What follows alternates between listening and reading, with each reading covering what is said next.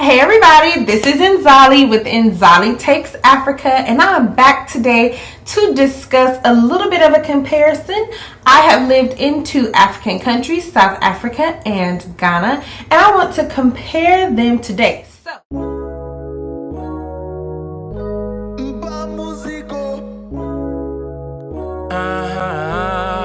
If you are a black millennial woman and you have an interest in living, working, or playing on the African continent, then this is the channel for you, because I'm here to support you on your new move, your new adjustment. Okay, so let's jump right on into it. So, South Africa versus Ghana. Which one was the better choice? As you know, I worked in South Africa for a little over a year, came back to the States, and then I moved to Ghana, and I have now been in Ghana for 5 years, and I'm a citizen. Have dual citizenship, I should say. So I always tell people I love both places. I love South Africa. I also love Ghana. Both of them are very different places. So when I think about South Africa, one of the first things that pops up is that Black South Africans understood me. I love the fact that Black South Africans, I never had to explain who I was as an African American to them and justify my feelings about my system or the structure of the society that I came from. They automatically got it. They automatically understood the sentiments. They knew the energy, right? They got it.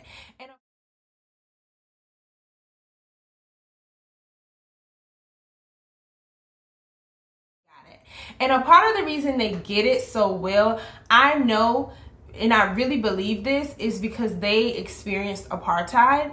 And when you live in close proximity to non-Black people, and you lived in a system where you all were together and were being oppressed in a very different way that other African countries didn't experience, there's an understanding, right? And that understanding is one of the things that I loved about South Africa, and it makes it very different from Ghana, because in Ghana, I'm always trying to explain the Black American experience. That's just the truth. One of the things that is different about Ghana is that immigration was easy.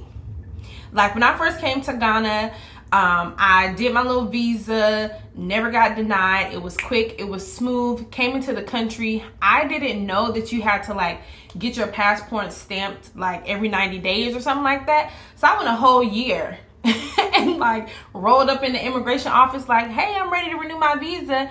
And they were like, madam, your visa has expired. I have a horrible accent in that regard. But anyway, and they were just like, okay, it's 80 cedis a month, pay the fee, boom, here's your stamp. Walk out the same day. I was like, oh, well, thank you.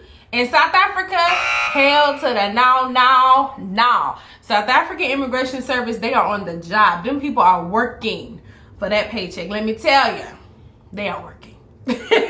So on the flip side of that, Ghana's immigration has always been an easy process for me. There also was a pathway to citizenship, which is why I have dual citizenship, and that option wasn't really available as easily in South Africa. So that was another major difference.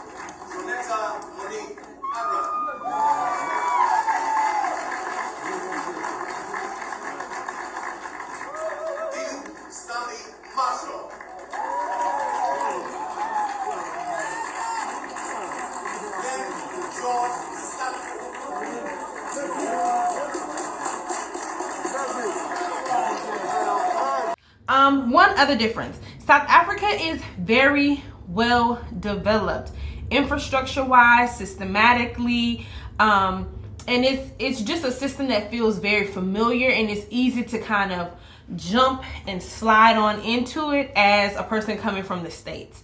Whereas with Ghana, within the 5 years that I've been living there, I have seen like very dramatic improvements, but overall it's just not as developed as South Africa. Now, when it comes to the food, okay, Ghana's food is better. My South Africans, don't kill me. But Ghana food is better.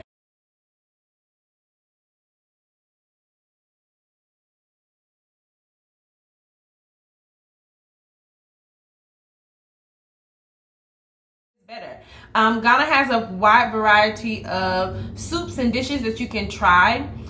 Whereas in South Africa, I found that most of the food was heavy meats and carbohydrates. Like not a lot of soups, not a lot of stews, not a lot of differentiation unless you were going outside of the South African foods. Like maybe you were eating Indian food or some other type of nationality's food. Then you might find more of a variety. But if you're just sticking to the South African diet, I didn't really find that it was that great. Although I do love a good braai and, Voss and all of that, but it wasn't hitting on what Ghana was hitting on, especially when it comes to the spices and the flavors. All right, another difference between South Africa versus Ghana. South Africa is very diverse. Very diverse. Like there's so many different types of people, and specifically African people who live in South Africa. I think South Africa is one of those hubs that attracts a lot of other Africans to that space. So you're able to kind of meet people from everywhere. I know in the village that I first lived in, Majozi, which is in Limpopo province, it was Ethiopians on the tuck shop. There was a little Ethiopian cookout spot that I used to hit up, and I was like, wow, it's really dope. If I was in a village in Ghana, I would get nothing but Ghanaian food. Wouldn't be no Ethiopians living there. So I love the fact that South Africa was very diverse, and that is different from how I view Ghana.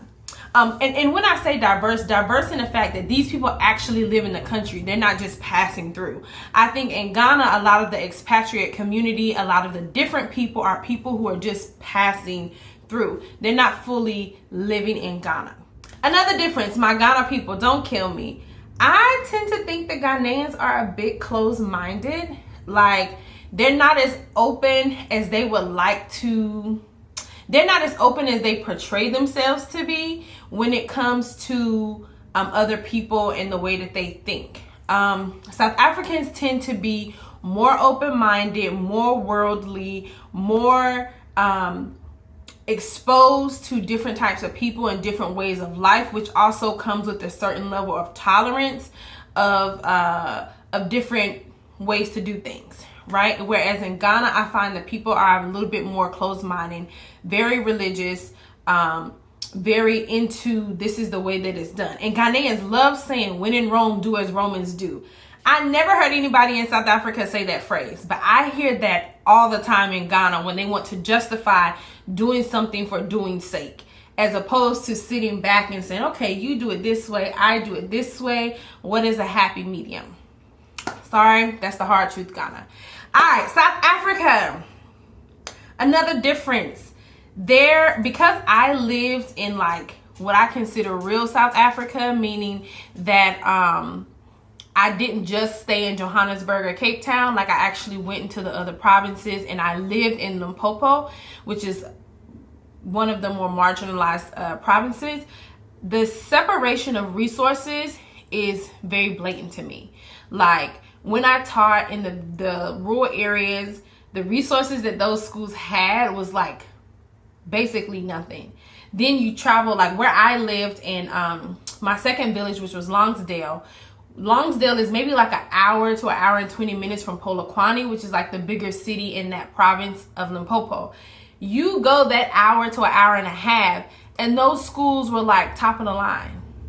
How is that possible? You're in the same freaking province, right? And so the separation of resources, you can tell it's intentional. You can tell that it's strategic, and it's very visible to me. Now, this one is for my ladies. I'm just going to say, when it comes to the men, Ghana men look better. Ghana men are fine. South Africa, I don't know about that. Okay, and I'm saying this, and my South African ladies, correct me if I am wrong, but I believe y'all believe the same thing as me. The South African women go up for the West African men. Now, if the South African men were as fine and doing the things they were supposed to do, would their own women be going up for the West African men? No. They would not. So I rest my case there. Ghana men look better. Now, I have to give a special shout out to Nigeria because my boo is from Nigeria. So y'all know Nigerian men do it the best. But in regards to Ghana versus South Africa, Ghana men are better. The last difference is Ghana has a very slow pace. Like if you're, even Accra, the biggest city, is still slow compared to a Johannesburg, Cape Town, Durban, any of those type of places. So just bottom line, I feel like Ghana as a country is a little bit more of a slower pace than what you would find in South Africa. So when we do a calculation of all, honestly,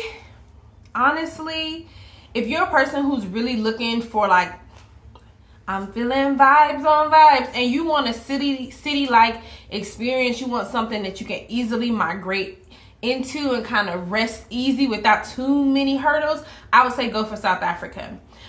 If you're up for a little bit more of a challenge, then go for Ghana. Or if you're not really looking to hassle yourself with too much immigration stuff, I say go for Ghana. But I love them both. So again, it's up to you. Whichever one you're kind of looking for, you'll find what you need in that space. But I love both countries, to be quite honest.